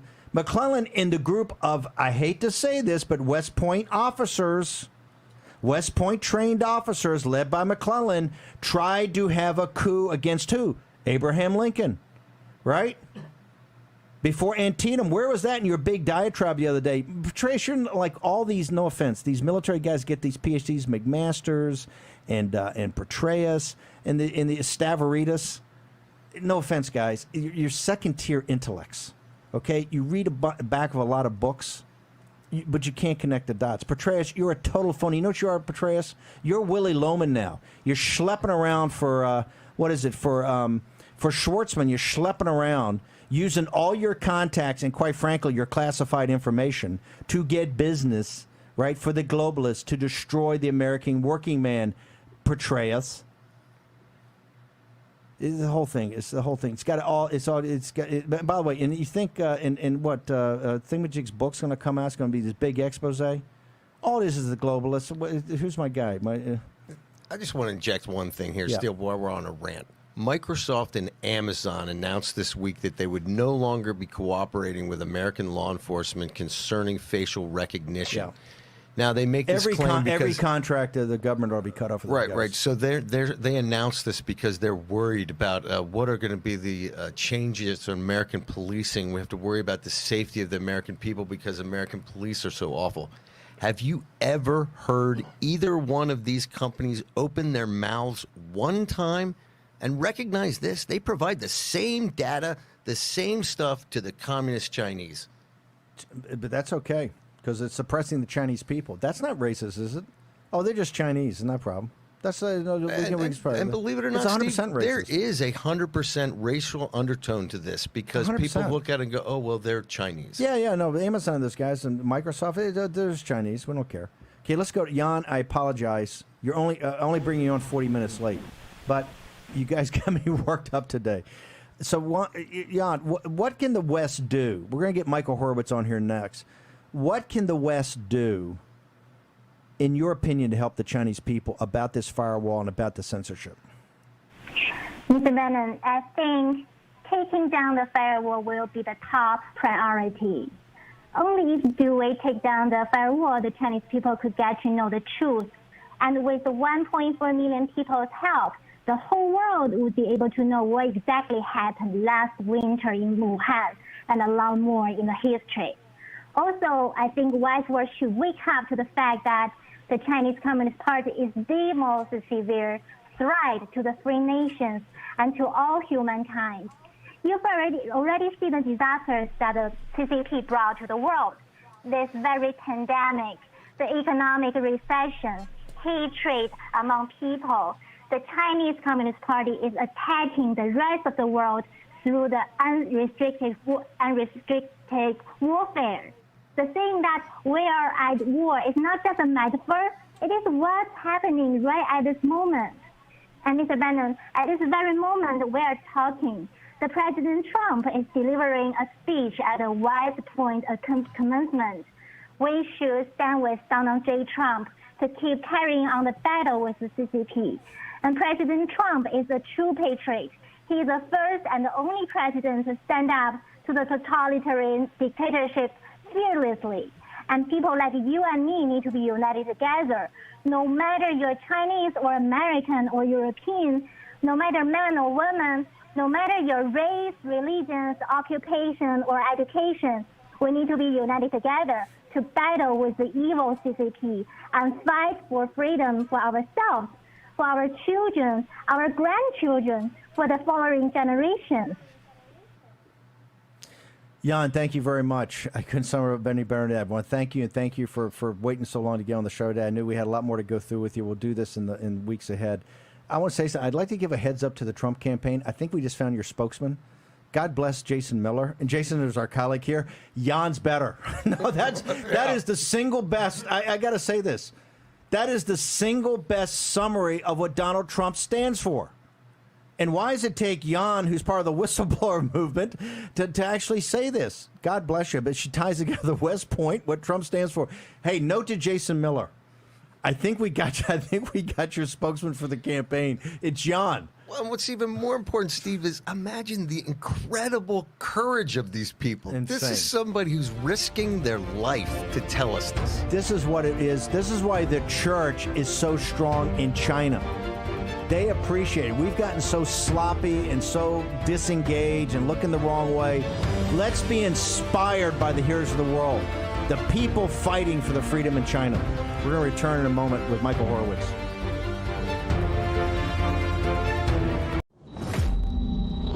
As the COVID-19 pandemic sweeps the world, we urgently need your help.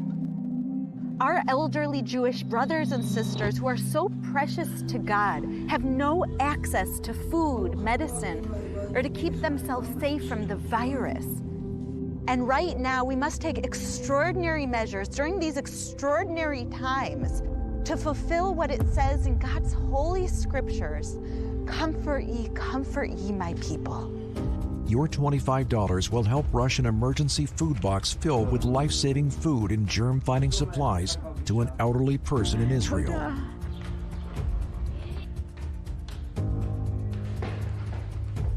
This is Shoshana.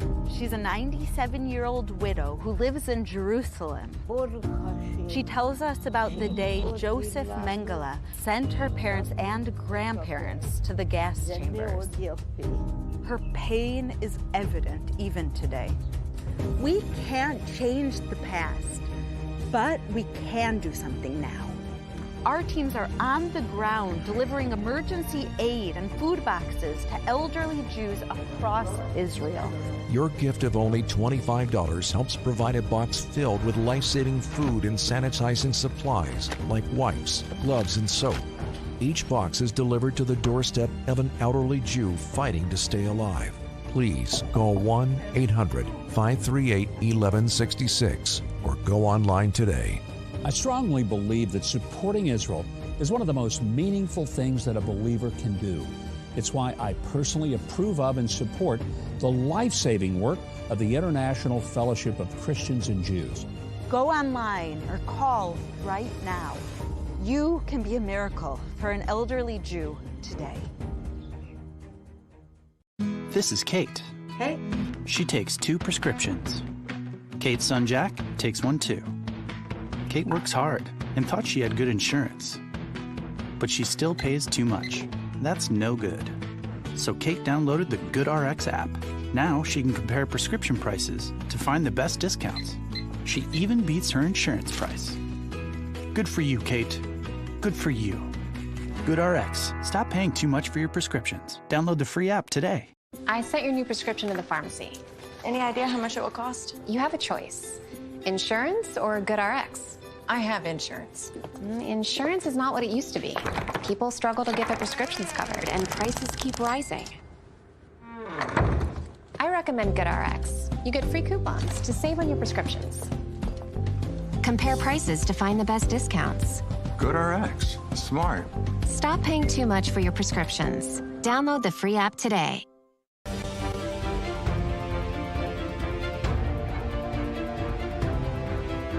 War Room with Stephen K. Bannon.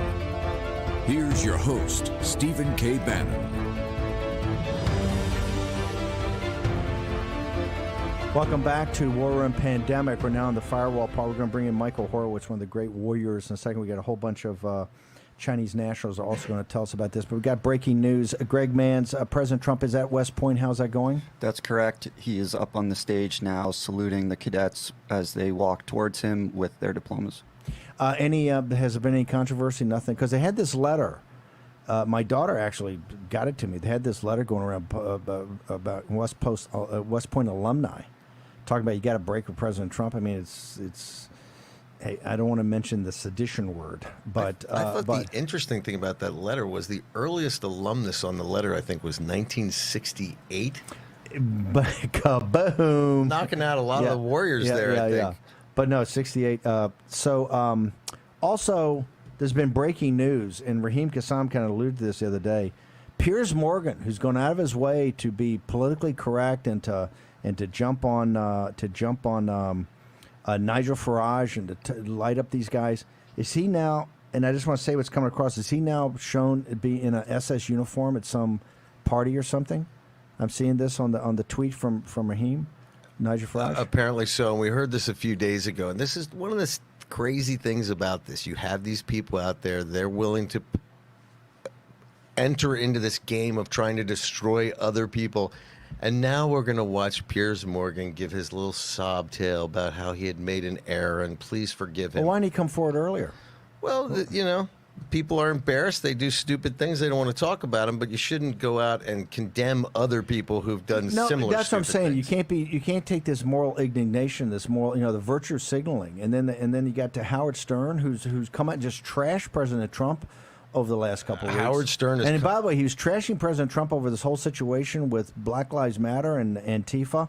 Trashing President Trump, and what happened to Howard Stern? Howard Stern actually last week called President Trump a racist, and he told the people on The View that he had never said anything racist in his entire life, and eureka, overnight comes a video of him dressed up in blackface, using one racial slur after another. I guess he thinks he's trying to be funny, but in today's world, I think that means the end of his career, doesn't it, Steve? Well, I don't know if he told him that he never used it in his life. We'll have to see. We're all going to put that up on the site so people can go to it. Now I want to bring in, we've got a lot more Chinese nationals to get to, but I got to bring in Michael Horowitz, who's really been, I think I would say, the intellectual leader in this whole effort of tear down the firewall. Michael Horowitz was general counsel over at OMB.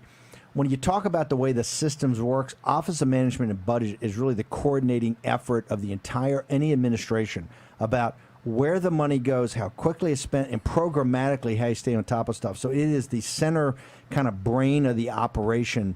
When you pass in these $3 trillion, $4 trillion spending bills, there is a way it manages it. It is a way it manages it. And boy, the Howard Stern thing is just horrible. I can't even watch that. I don't even see that stuff as ever funny. I don't know why these guys think it's so funny. And so he was there as general counsel. He knows how the system works. And so, Michael, the reason I wanted to have you on today, and you were supposed to be on the top of the hour, Cultural Revolution first, Firewall second, we've had so many Chinese nationals, and they're going to come on here about what censorship has done, what the Cultural Revolution has done. Now we hear today in Beijing, the pandemic's breaking out again. The Chinese people don't hear any word of this. We had one of our guests earlier, when we asked her about, hey, how do you think this thing's playing out with the Cultural Revolution through the rest of the world? She goes, I really don't know anything about the rest of the world. I barely know what's going on in Hong Kong. So, Michael, the question we have for you, Michael Pack is now approved, Mike Pompeo, Secretary of State. You've had this whole architecture of really how we take down the firewall. So give me the 5 action steps, because we're about action, action, action. How do we take down the firewall? Well, the first thing, by the way, Steve, I need to say is, yes, the background I've had is in government. It's very important. But the big thing that I have about myself to tell is that I'm a United States Marine, and we win battles. We're out there to win them. And every ounce of training I got in Paris Island boot camp is now being applied to taking down the firewalls, which I think we can do. It'll be one of the great legacy achievements, and you made the point, and the Chinese have made the point. If the firewall comes down, we don't survive. It's not me saying it, it's Hu Jintao. It's Xi Jinping who had said that. Now, where are we? The first is the critical step. On May 27th, Secretary Pompeo issued a statement. He said that it is U.S. policy to end internet censorship. That is to say, the policy of the United States as the Secretary of State of the United States is to tear down the firewall. The great question now is that going to be just some political, rhetorical statement that gets forgotten, or is it going to be the basis of action? And our job is to hold Secretary Pompeo's feet to the fire. He wants to do it. But there are a million things happening, and you lose attention when you're in the government. You've seen what it's like, Steve. It's a moving screen with 1,000 issues coming before you, and you lose focus. We've got to keep the focus on Secretary Pompeo and on the president to tear down the firewalls. Now, can we do it? Let me tell you the first thing. I've looked at the budget. The budget provides easily for the commitment of well over $100 million.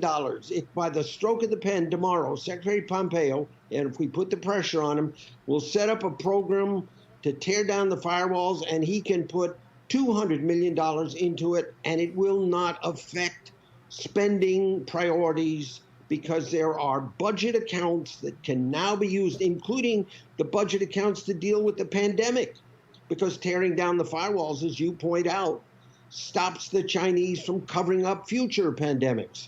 So there's $200 million, and surely $100 million that can be given as a project. Secondly, the science technology advisor to the Secretary of State, the guy I hope will manage this thing, is a world-class technologist. He was dean of the engineering school at Purdue, and he's a Chinese-American patriot. I want Meng Chang to have that $100 million, at least $100 million budget account, and he can have it tomorrow as soon as the secretary signs that piece of paper to do it. And there are so many things that makes it sensible to do this, including, by the way, tearing down the firewall we haven't mentioned deals with U.S. trade. The firewalls have been trade barriers. And while I share with you the view that American technology companies and Zuckerberg have been terrible, the point is, as long as the firewall is there, they've got to beg China to please let them in. If we smash the firewalls, American companies can compete. They won't be hostage to the Chinese. So we've got trade issues. We've got Iran that will be affected by the tear down of the firewall. We've got all these issues. We've got $200 million. We got the right man in place, and we got the Secretary of State announcing the policy. What do we do? Okay. The first thing we do is, and I can't emphasize the word enough, Steve, and you're to blame in part, priority. You're all over the lot about all the terrible things going on. Why aren't we marching on the Chinese embassy? Why aren't we doing tariffs? Why aren't we focusing on American companies and penalizing them? All of which may be good, but none of which, as you point out, affect the Chinese nearly as much as tearing down the firewall. So what I want is a concentrated effort by people who want the CCP to collapse like the Soviet Union did on taking down the firewall. We're at that point of where this will either be, Pompeo's statement will either be some sort of political statement or a historic step. Now, what are the action steps to make it happen? The first is, and I just talked to the great patriot and the great man, the man that China fears as much as anyone is Bob Fu, who heads up China Aid. He is the bridge to the 100 million or so house church Christians in China. And by the way, he helps everybody and not just Christians in China. He supports the lawyers who bravely take on the government in defense of peasants who are getting their houses taken and protecting the house church Christians. Bob has set up a site. It's called No More Firewalls at ChinaAid.org. And I'd love to see all of the people who are watching this podcast write to Bob. No More Firewalls at ChinaAid.org. And Bob, and the statement should say, end the firewall, Mr. President. Take down the firewalls, Secretary Pompeo. People can put it in any language they want, but Bob will be able, if we get hundreds of thousands of people to write based on this broadcast, based on your podcast, Steve, Bob will be able to take those emails right to Washington, right to the State Department, and make clear that there is powerful desire to hold Secretary Pompeo to his promise. He made the promise. He's got to take action. And that's what, if we can get people to write to no more firewalls at ChinaAid.org, that will be a step. Step 2, Bob is getting up, and I'll be working with him, and so will the great patriot Fang Suo Zhu, the guy whose Zoom account was cut off when he was trying to do a Chinese Tiananmen anniversary broadcast. Fang Suo also understands that taking down the firewall is the one step. They're going to get up a statement in Chinese signed by 50 or 60 of the leading Chinese democracy freedom leaders, including many of the people on your podcast. And I hope he will coordinate, I know he will, with you and your staff, Steve, and send it to Matt Pottinger, a key name here if something's going to happen. Matt Pottinger can make history. He's the deputy chief of the National Security Council. He speaks Chinese. He is probably the deepest thinker in the government about dealing with China.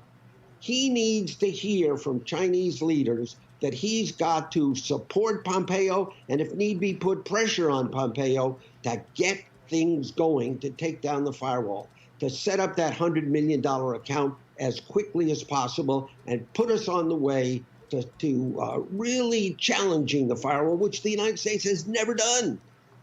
So I want to get that statement in Chinese. Bob is drafting it, and that will go to Pottinger. Next, you mentioned Michael Pack. He is now confirmed to head up what used to be the Board of Broadcasting Governors and is now the Agency for Global Media. Well, Mike has been confirmed. He hasn't been sworn in. He needs now to fire the people who ran and sabotaged for many years the United States effort on firewalls. As Michael Novak and many of us have said, U.S. policy to take down the firewalls during the Biden years and the Obama years wouldn't have been any different if it had been run by a Chinese mole. Michael has got to fire the people who ran that program, make a public statement saying, I'm taking this agency into the 21st century, and I'm moving it from shortwave radio broadcasts to tearing down the firewall to the internet. He hasn't picked key people yet. He should be interviewing people and getting a world-class guy to take over all the anti-firewall efforts at his agency. Michael, we've got a bump, but who are the people he's got to fire? Do you have any names? Who should he fire? Yes, if you were in the room with him, who are the fire? The key person, it's just amazing to me when you think of how important the firewall is, that this one person at the old Board of Broadcasting Governors ran American policy for years. Her name is Libby Liu. She was also head of Radio Free Asia.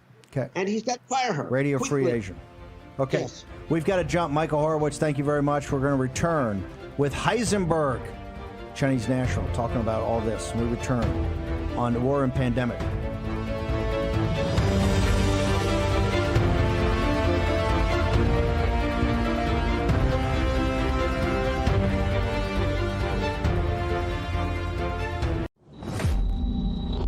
As the COVID-19 pandemic sweeps the world, we urgently need your help. Our elderly Jewish brothers and sisters who are so precious to God have no access to food, medicine, or to keep themselves safe from the virus. And right now, we must take extraordinary measures during these extraordinary times to fulfill what it says in God's holy scriptures. Comfort ye, my people. Your $25 will help rush an emergency food box filled with life-saving food and germ-fighting supplies to an elderly person in Israel.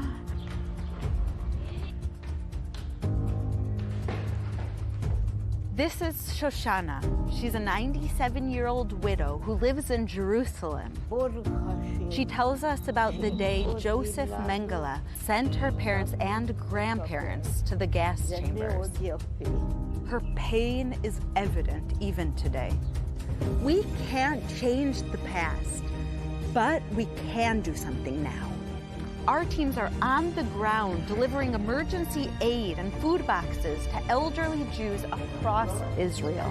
Your gift of only $25 helps provide a box filled with life-saving food and sanitizing supplies like wipes, gloves, and soap. Each box is delivered to the doorstep of an elderly Jew fighting to stay alive. Please call 1-800-538-1166 or go online today.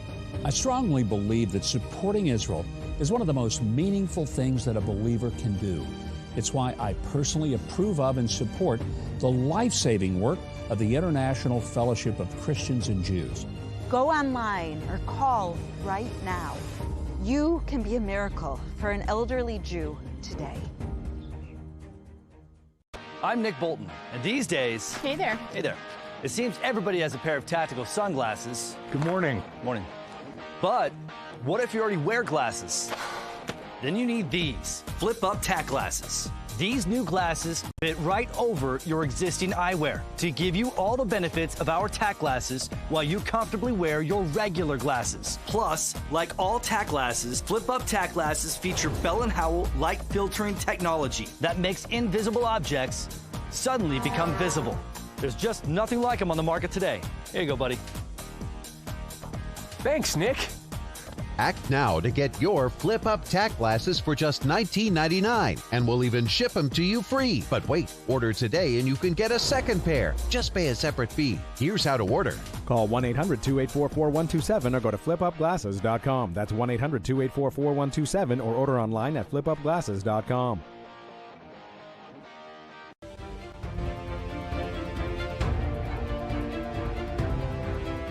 War Room with Stephen K. Bannon. Here's your host, Stephen K. Bannon.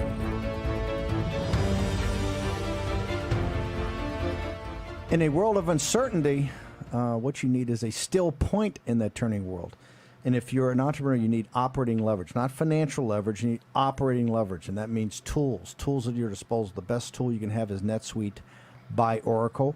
Go to netsuite.com/Bannon and get 7 action steps you should be taking as an entrepreneur right now in these uncertain times. Remember, Oracle is the #1 platform on the cloud, and NetSuite is the #1 platform for entrepreneurs. Over 20,000 companies use it, whether your company's $1 million in revenue or 100, or even if you haven't started your company. Find out about the people at NetSuite. Find out about NetSuite, the software package. I want to thank all the people at Oracle.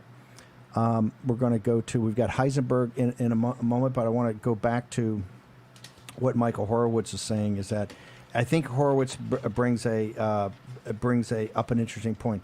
The new federal state of China, what Miles Guo and a number of expatriates announced last week, really take down the firewall, I think, is one of their #1 priorities. There's going to be a big focus on this. They understand if the firewall comes down, the CCP immediately collapses as people get information on this.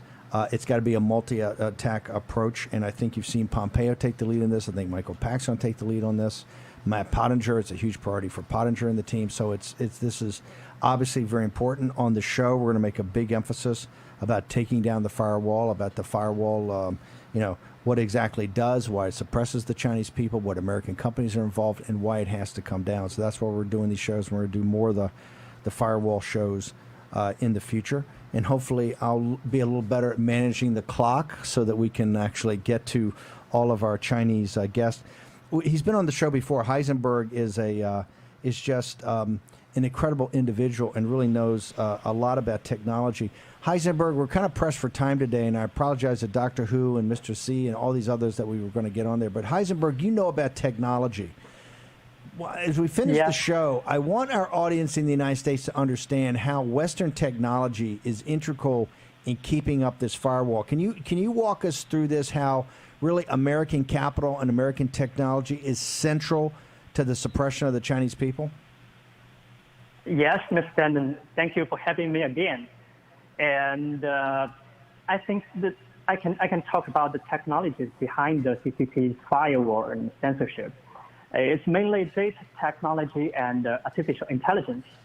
They both highly rely on the smartphones and IoT, which is Internet of Things, like surveillance cameras and the wireless communication technologies like 5G, which is used to transfer the collected data to the data center.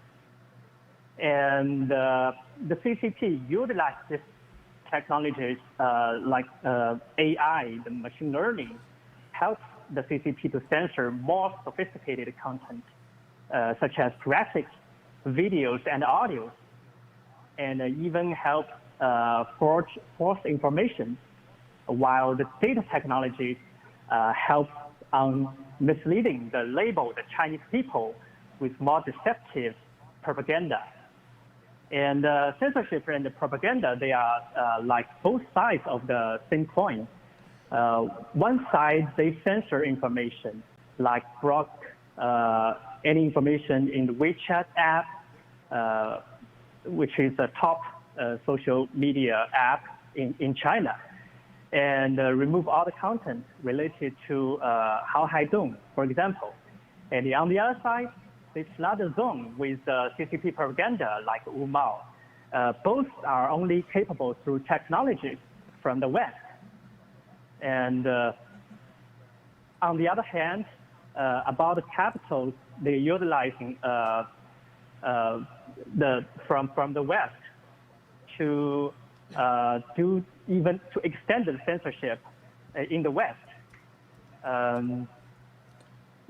Okay, Ms. Bannon. So Heisenberg, let me ask you one question. We've got a couple of minutes here to think, but how can what we just had Michael Horowitz on with his 5 action steps. What would you recommend to the American people?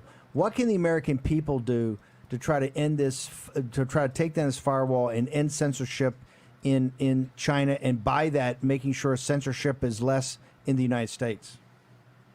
Okay, since the Western countries opened the free market to CCP, let me go back to the history first.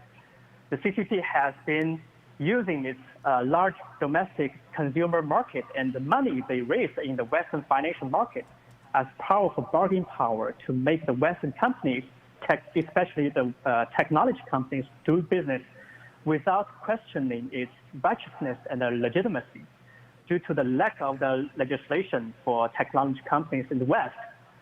So mainly 2 things the West countries could do to stop and to disable the firewall, stop funding the CCP, and stop giving the technology to CCP companies. Yes, Ms. Bannon?